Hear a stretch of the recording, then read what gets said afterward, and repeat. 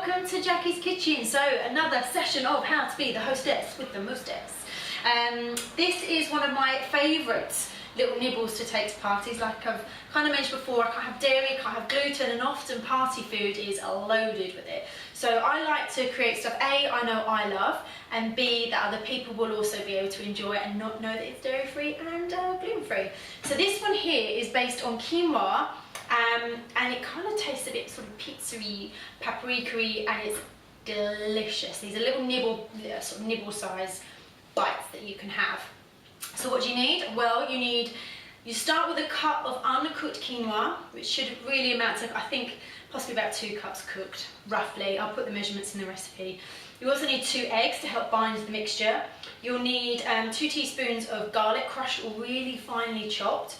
You're also going to need some baby tomatoes, maybe about half a cup. Halve them up, it makes it a lot easier when you put them into the cases to cook. You're also going to need about a cup of finely chopped onion.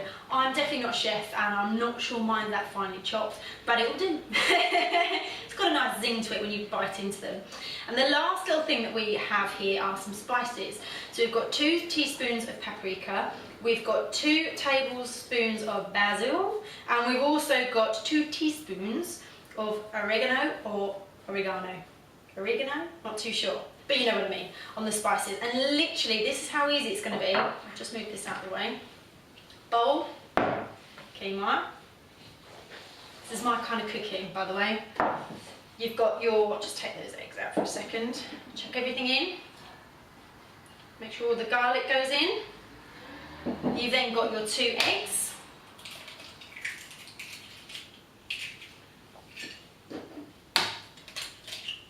Voila. And then finally, your spices. Get a nice big spoon, whatever spoon you've got really, and mix it in.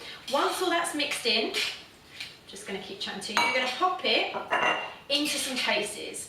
Now once you've got them into cases, I love these silicone ones. It's really easy to pop the mix out once it's all cooked up. Make sure all the spices are evenly distributed and the eggs all mixed into the quinoa.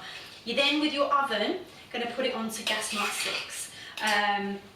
Let it preheat for about sort of 5 or 10 minutes, and then you're going to pour these into the silicone or your cupcake mixes or muffin case jars, whatever you've got, and pop them in the oven. Now depending on the size of your cupcake case, it may take between sort of 15 to 20 minutes.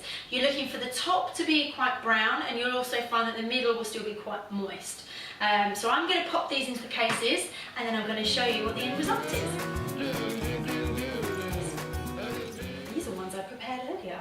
So these are your quinoa bites. They are super yummy. A little bit of burnt on top doesn't matter. It gives it a little bit of crunch. It's nice. It's caramelised onions is how I like to describe it rather than burnt.